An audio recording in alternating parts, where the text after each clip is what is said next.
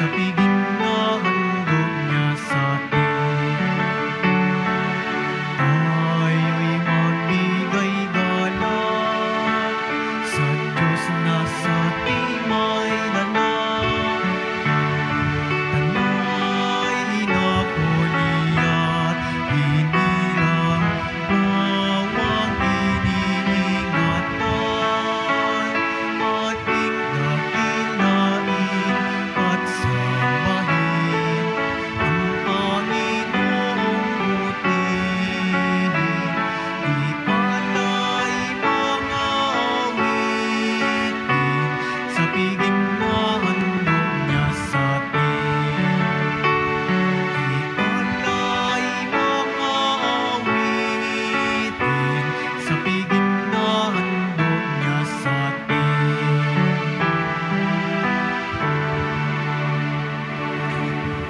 Simulan po natin ang ating pagdiriwang sa ngalan ng Ama at ng Anak at ng Espiritu Santo.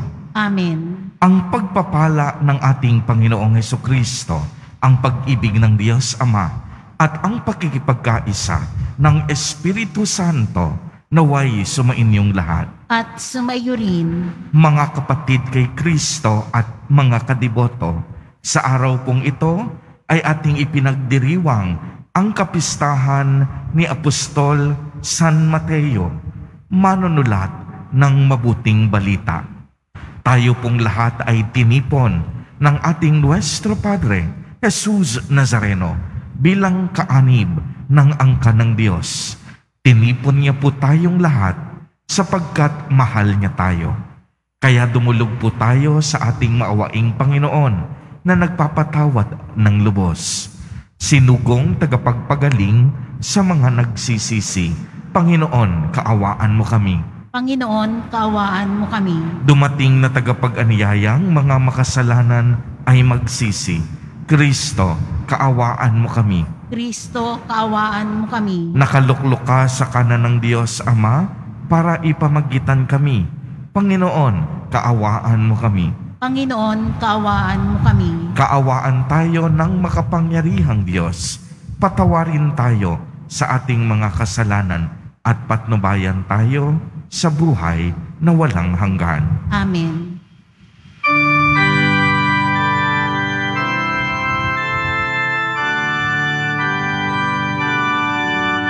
Papuri sa Diyos, papuri sa Diyos, papuri sa Diyos sa kaitaasan, at sa lupa'y kapayapaan, at sa lupa'y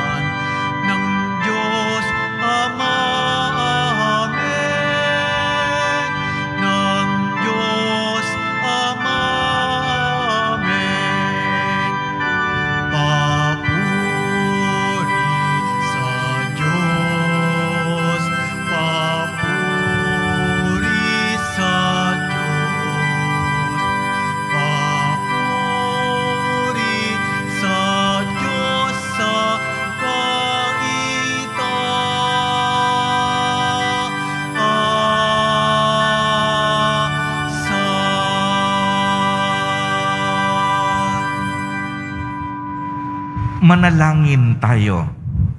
Ama naming makapangyarihan, sa iyong habag na di namin malirip, minarapat mong hiranging apostol, si San Mateo, kaming tinutuwangang lubos ng kaniyang halimbawa at pagdalangin ay pagindapatin mong maging matalik mong kaugnay sa pagsunod namin sa iyo sa pamamagitan ni Jesucristo, kasama ng Espiritu Santo, magpa sa walang hanggan. Amen. Maupo muna po ang lahat. Pagbasa mula sa sulat ni Apostol San Pablo sa mga taga-Efeso. Mga kapatid, ako na isang bilanggo dahil sa Panginoon ay namamanhik sa inyo na mamuhay kayo gaya ng nararapat sa mga tinawag ng Diyos. Kayo'y maging mapagpakumbaba, mabait at matyaga. Magmahalan kayo at magpaumanhinan. Pagsumakitan ninyong mapanatili ang pagkakaisang mula sa Espiritu sa pamamagitan ng buklod ng kapayapaan. Iisa lamang ang katawan at iisa rin ang Espiritu.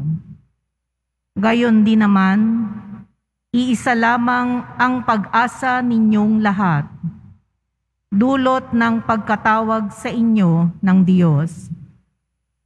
May isa lamang Panginoon, isang pananampalataya at isang binyag, isang Diyos at Ama nating lahat. Siya'y higit sa lahat, gumagawa sa lahat, at sumasa lahat. Ang bawat isa sa atin binigyan ng tanging kaloob, ayon sa sukat na ibinigay ni Kristo. Ang iba'y ginawang apostol, ang iba'y propeta, ang iba'y tagapaghatid ng mabuting balita, ang iba'y pastor at guro. Ginawa niya ito upang ihanda sa paglilingkod ang lahat ng hinirang sa ikauunlad ng kanyang simbahan.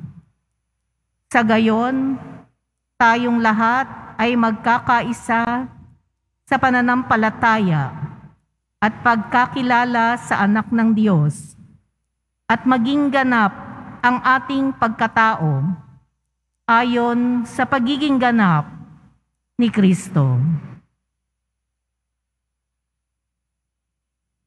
Ang salita ng Diyos. Salamat sa Diyos. Laganap na sa daigdig ang kanilang mga tinig. Laganap na sa daigdig ang kanilang mga tinig. Ang langit ay naghahayag na ang Diyos ay dakila. Malinaw na nagsasaad kung ano ang kanyang gawa. Bawat araw, bawat gabi, ang ulat ay walang patlang, patuloy na nag-uulat sa sunod na gabit araw. Laganap na sa daigdig ang kanilang mga tinig. Walang tinig o salitang ginagamit kung sa bagay, at wala ring naririnig na kahit na anong ingay. Gayunpaman sa daigdig ay laganap yaong tinig. Ang balita'y umaabot sa duluhan ng daigdig. Laganap na sa daigdig ang kanilang mga tinig. Magsitayo na po ang lahat.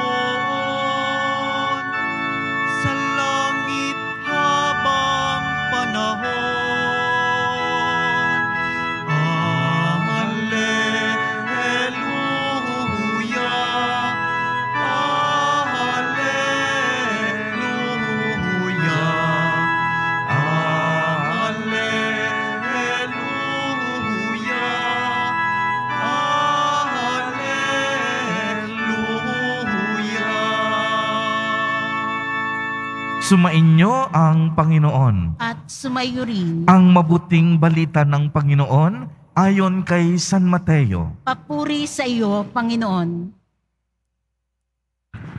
Noong panahong iyon, umalis si Jesus at sa kaniyang paglakad, nakita niya ang isang taong ang pangalay Mateo. Nakaupo ito sa panangilan ng buwis. Sinabi ni Jesus sa kaniya, "Sumunod ka sa akin." Tumindig si Mateo at sumunod sa kaniya. Nang si Jesus at ang kaniyang mga alagad ay nasa bahay ni Mateo, dumating ang maraming publikano at mga makasalanan at sila'y magkakasalong kumain. Nang makita ito ng mga Pariseo, tinanong nila ang kaniyang mga alagad, "Bakit sumasalo sa mga publikano at sa mga makasalanan ang inyong guro?" Narinig ito ni Jesus at siya ang sumagot, "Ang mga may sakit ang nangangailangan ng manggagamot, hindi ang walang sakit. Humayo kayo at unawain ninyo ang kahulugan nito. Habag ang ibig ko at hindi hain, sapagkat naparito ako upang tawagin ang mga makasalanan, hindi ang mga banal." Ang mabuting balita ng Panginoon. Pinupuri ka namin, Panginoong Hesukristo. Maupo muna po ang lahat. Magandang umaga po sa inyong lahat, mga kapatid kay Kristo. Sa lahat po ng ating mga taga-subaybay sa iba't ibang online platforms at sa lahat ng ating mga kadiboto sa iba't ibang panig ng Pilipinas at maging sa buong mundo kung saan tayo ay naaabot ngayon ng ating live streaming. Mapayapang umaga din po sa inyong lahat. Purihin at dakilain natin ang ating Panginoon, ang mahal na poong Jesus Nazareno. Palakpakan po natin ang ating Diyos na buhay. Mga kapatid kay Kristo at mga kadiboto, malugod po namin kayong tinatanggap sa Basilica Minor at Pambansang Dambana ni Jesus Nazareno. Noong pong panahon ni Jesus at maging sa kasalukuyan, may mga taong nabubuhay sa prinsipyo na kami-kami lang laban sa inyo, o kaya mas banal kami kaysa sa inyo. Alam po ninyo, itinuturing ng mga Pariseo na sila ay ang grupo na mas banal kaysa sa iba at hindi maaaring lumapit ang mga makasalanan tulad ng mga maniningil ng buwis at ng mga ordinaryong tao. Para sa kanila, sila ay mahahawahan sa pagiging makasalanan ng mga ito. Si San Mateo ay isang maniningil ng buwis. Nakakasiguro akong takot na lumapit ang mga Pariseo sa kanya. Ipinagdiriwang natin ngayon ang kaniyang kapistahan. Hindi natin ipinagdiriwang ang kaniyang pagiging makasalanan. Ang binabalikan po natin ay ang kaniyang naging buhay mula sa pagiging makasalanan hanggang sa kaniyang pagbabagong buhay. Tama po ang narinig ninyo, nagbago ng buhay. Si San Mateo noon ay itinuturing na makasalanan. Ngunit sa kaniyang pagiging makasalanan, hindi ito naging hadlang upang siya'y magbagong buhay. Ang buhay ni San Mateo ay isang paglalakbay mula sa buhay sa kadiliman patungo sa buhay ng kaliwanagan. Noong siya ay tinawag ni Jesus Nazareno. Iniwan niya ang lahat ng mayroon siya at siya ay sumunod na walang pag-aalinlangan. Si San Mateo po ay naging alagad ng ating Panginoon at isa siya sa 4 na sumulat ng ating Ebanghelyo. Kaya naman, laking pasasalamat natin sa Kanya dahil nakilala natin ang kadakilaan ng ating Diyos sa ating buhay at mas nakilala natin si Jesus Nazareno bilang ating Panginoon at tagapagligtas dahil sa Kanyang panulat. Kaya nga po tulad ni San Mateo, tayong lahat din ay inaanyayahan na sumunod kay Jesus. Tayong lahat inaanyayahang magbalik loob. Si San Mateo, bagamat dating makasalanan, ay hindi nanatili sa buhay makasalanan. Uulitin ko po, napakahalaga po nito. Si San Mateo, bagamat dating makasalanan, ay hindi nanatili sa kanyang buhay makasalanan dahil pinili niya ang sumunod kay Jesus Nazareno at ang buhay niya ay ganap na nagbago. Bagamat alam nating mahirap sumunod, si San Mateo nagtiwala kay Jesus Nazareno at hindi nagdalawang isip. Tayo pong lahat, mga kapatid kay Kristo at mga kadiboto, ay makasalanan. Tayong lahat, kabilang ako, nagkasala. Marami sa atin patuloy na nagkakasala. Subalit alam po ninyo, hindi ang kasalanan ang dapat magdikta ng ating buhay, kundi ang pag-ibig at kapatawaran ng ating Poong Jesus Nazareno. Uulitin ko po, sana wag niyo itong kakalimutan, hindi po ang kasalanan ang dapat magdidikta sa ating buhay, kundi ang wagas na pag-ibig at kapatawaran na ipinagkakaloob sa atin ni Jesus Nazareno. Ang Diyos po patuloy-tuloy ang pagmamahal sa atin. Hindi mahalaga ang ating nakaraan. Ang mahalaga, itinatama natin ang ating mga pagkakamali at taus-puso ang ating pagbabalik loob. Naway wag tayong mapako sa dilim ng ating nakaraan. Anumang dumi o anumang lalim ng ating pagkakasala, basta tayong lahat handang tumugon sa paanyaya ni Jesus Nazareno. Ang buhay natin magbabago at pagpapalain. At nakakasiguro ako na papatawarin tayo ng ating Panginoon sa napakadami nating pagkakasala. At tulad ni San Mateo, babaguhin ng Diyos ang mukha ng ating buhay. Amen. Purihin at dakilain natin ang ating Panginoon, ang mahal na Poong Jesus Nazareno.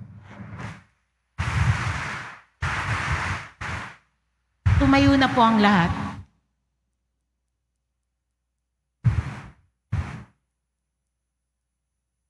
Minamahal kong mga kapatid, ang buhay ni San Mateo ay binago ng pagtawag at hamon ng guro.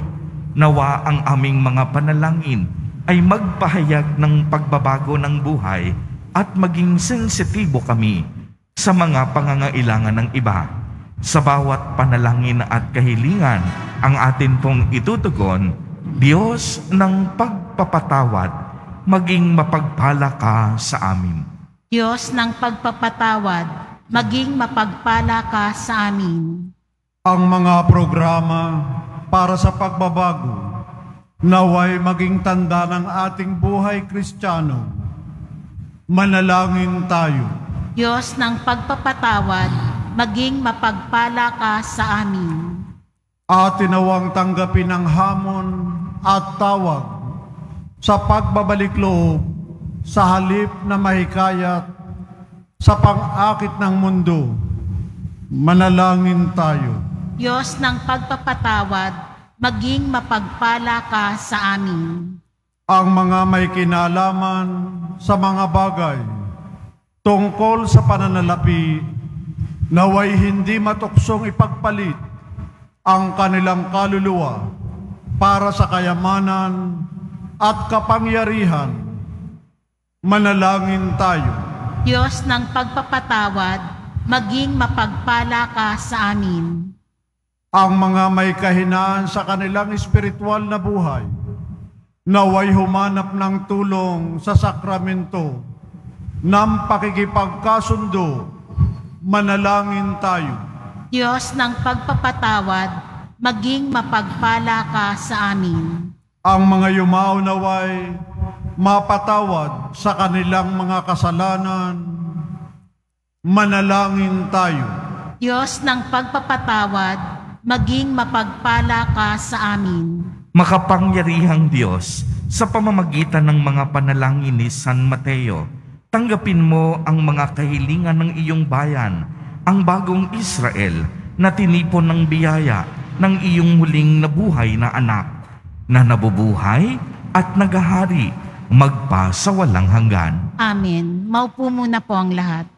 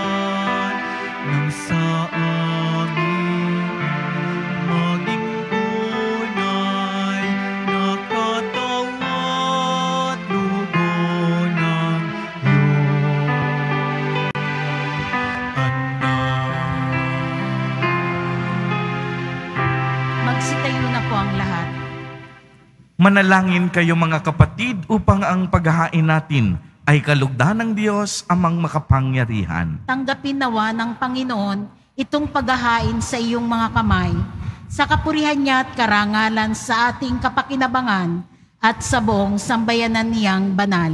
Ama naming lumikha, sa paghahain namin ng panalangin at mga alay ngayong kapistahan ni San Mateo, kami nagsusumamong inyong maawaing tunghayan ang sambayanan mo na iyong inaaruga sa pananampalatayang itinuro ng mga apostol sa pamamagitan ni Hesukristo kasama ng Espiritu Santo magpa sa walang hanggan. Amen. Sumainyo ang Panginoon. At sumaiyo rin. Itaas sa Diyos ang inyong puso at diwa. Itinaas na namin sa Panginoon. Pasalamatan natin ang Panginoong ating Diyos. Marapat na siya ay pasalamatan. Ama naming makapangyarihan, tunay ngang marapat na ikaw ay aming pasalamatan sa pamamagitan ni Hesukristo na aming Panginoon. Itinatag niya ang iyong sambayanan at ang mga apostol ay saligat katuwang sa pagpapanatili ng iyong pagmamahal na hindi magwawakas kahit kailan. Kaming sambayanan mo dito sa daigdig ay katibayan ng pamumuhay sa langit. Kaming naririto ang tagapaghiwatig sa pagkakaisa ng tanan sa iyong pag-ibig. Kaya kaisa ng mga anghel na nagsisiawit ng papuri sa iyo, nang walang humpay sa kalangitan, kami nagbubunyi sa iyong kadakilaan.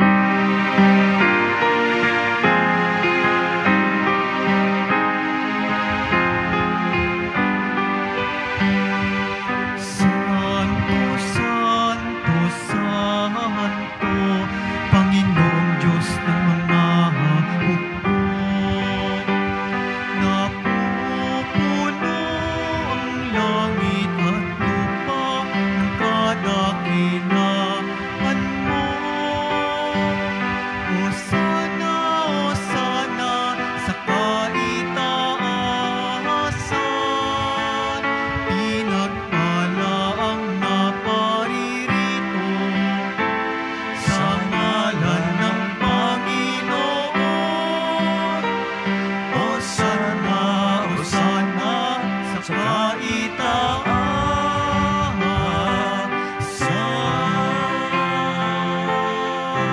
Lumuhod po ang lahat.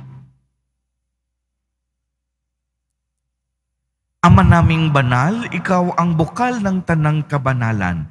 Kaya't sa pamamagitan ng iyong Espiritu ay gawin mo pong banal ang mga kaloob na ito upang para sa amin ay maging katawan at dugo ng aming Panginoong Hesukristo. Bago niya pinagtiis ang kusang loob na maging handog, hinawakan niya ang tinapay, pinasalamatan kaniya. Pinagati-hati niya iyon, iniabot sa kaniyang mga alagad at sinabi, "Tanggapin ninyong lahat ito at kanin. Ito ang aking katawan na ihahandog para sa inyo."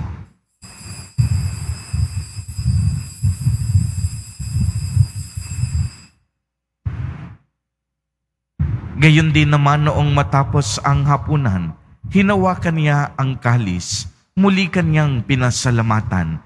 Iniabot niya ang kalis sa kanyang mga alagad at sinabi, "Tanggapin ninyong lahat ito at inumin. Ito ang kalis ng aking dugo, ng bago at walang hanggang tipan, ang aking dugo na ibubuhos para sa inyo at para sa lahat sa ikapagpapatawad ng mga kasalanan. Gawin ninyo ito sa pag-alaala sa akin."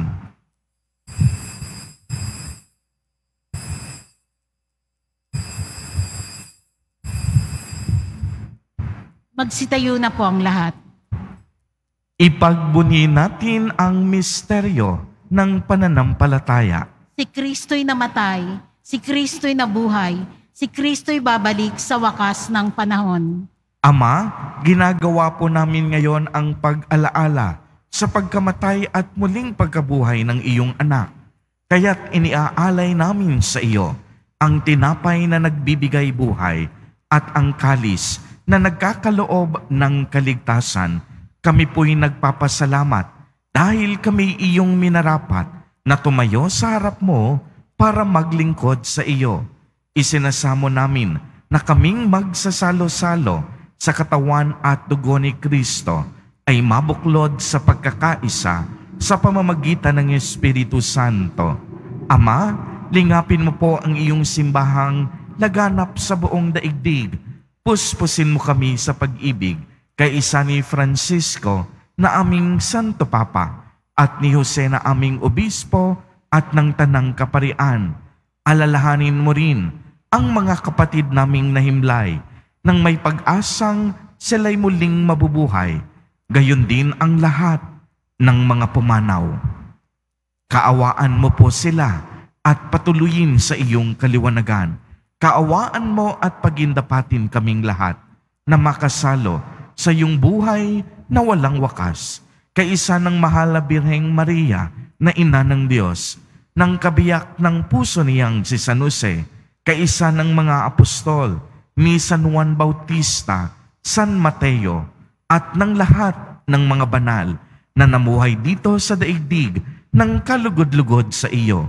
Maipagdiwang nawa namin ang pagpupuri sa ikararangal mo sa pamamagitan ng iyong anak na aming Panginoong Hesukristo. Sa pamamagitan ni Kristo, kasama niya at sa Kanya, ang lahat ng parangal at papuri ay sa iyo, Diyos amang makapangyarihan, kasama ng Espiritu Santo, magpa sa walang hanggan.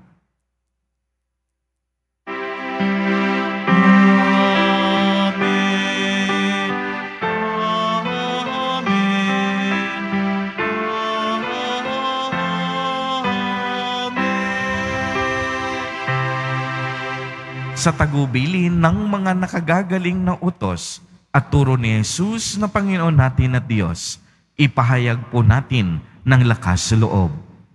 Ama namin, sumasalangit ka, sambahin ang ngalan mo, mapasa amin ang kaharian mo, sundin ang loob mo dito sa lupa para nang sa langit. Bigyan mo kami ngayon ng aming kakanin sa araw-araw at patawarin mo kami sa aming mga sala para nang pagpapatawad namin sa nagkakasala sa amin. At huwag mo kaming ipahintulot sa tukso at edya mo kami sa lahat ng masama. Hinihiling namin na kami iadya sa lahat ng masama, pagkalooban ng kapayapaan araw-araw, iligtas sa kasalanan at ilayo sa lahat ng kapahamakan, samantalang aming pinananabikan ang dakilang araw ng pagpapahayag ng tagapagligtas naming si Hesu Kristo. Sapagkat iyo ang kaharian at ang kapangyarihan at ang kapurihan magpakailanman. Amen. Panginoong Hesu Kristo, sinabi mo sa iyong mga apostol, kapayapaan ang iniiwan ko sa inyo, ang aking kapayapaan ang ibinibigay ko sa inyo. Tunghayan mo ang aming pananampalataya at huwag ang napakarami at paulit-ulit naming pagkakasala. Pagkalooban mo po kami ng kapayapaan at pagkakaisa ayon sa iyong kalooban, kasama ng Espiritu Santo, magpa sa walang hanggan. Amen. Ang kapayapaan ng Panginoon ay laging sumainyo. At sumaiyo rin. Magbigayan po tayo ng kapayapaan sa isa't isa. Kordero ng Diyos na nag-aalis ng mga kasalanan ng sanlibutan, maawa ka sa amin. Kordero ng Diyos na nag-aalis ng mga kasalanan ng sanlibutan, maawa ka sa amin. Kordero ng Diyos na nag-aalis ng mga kasalanan ng sanlibutan, ipagkaloob mo sa amin ang kapayapaan. Lumod po ang lahat. Mga kapatid kay Kristo at mga kadiboto, narito ang ating Nuestro Padre, Jesus Nazareno. Lumapit po tayo sa Kanya at magbalik loob. Siya ang Kordero ng Diyos. Siya ang nag-aalis ng mga kasalanan ng sanlibutan. Mapapalad po tayo na inaanyayahan sa Kanyang piging. Panginoon, hindi ako karapat-dapat na magpatuloy sa iyo, ngunit sa isang salita mo lamang ay gagaling na ako. Ipagsanggalang nawa ako ng katawan at dugo ni Kristo para sa buhay na walang hanggan. Amen.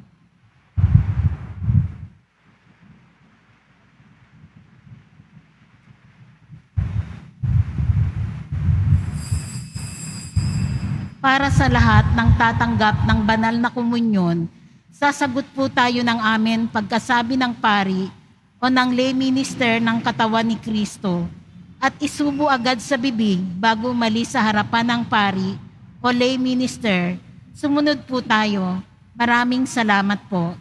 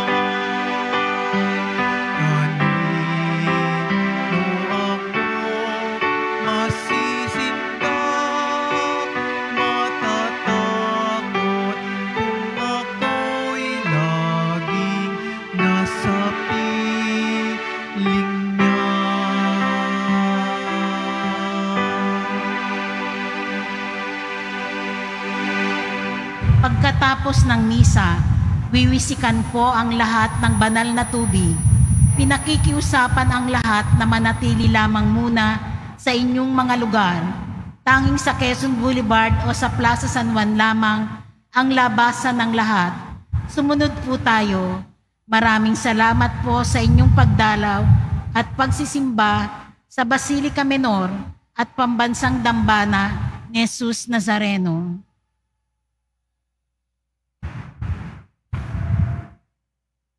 Manalangin tayo. Magsitayo na po ang lahat.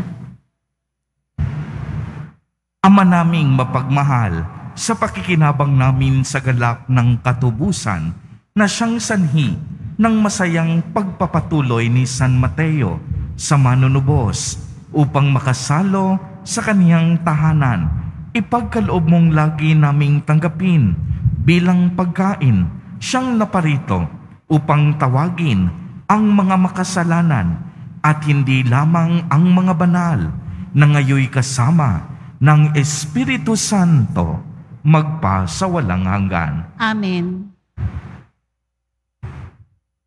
Magsiyuko po ang lahat para sa pagbabasbas. Magsiyuko po ang lahat. Ang Diyos na nagtayo ng simbahang nasasalig sa mga apostol ay magawad nawa sa inyo ng pagpapala bilang tugon sa mga panalangin ni San Mateo ngayon at magpa sa walang hanggan. Amen. Ang Diyos nawa ang siyang magbunsod sa inyo para tularan ang halimbawa ng mga apostol upang inyong mapatunayan lahat ang inyong katapatan sa Kanya ngayon at magpa sa walang hanggan. Amen. Ang aral ng mga apostol ay nagpapatatag sa inyong pananampalataya. Ang kanilang panalangin ay magbunga nawa ng inyong pagsapit sa tahanan walang hanggan. Amen. At pagpalain po kayong lahat at ng inyong buong pamilya ng makapangyarihang Diyos, Ama, Anak, at Espiritu Santo. Amen. Humayo kayong taglay ang pag-ibig at kapayapaan ng poong Jesus Nazareno. Salamat sa Diyos.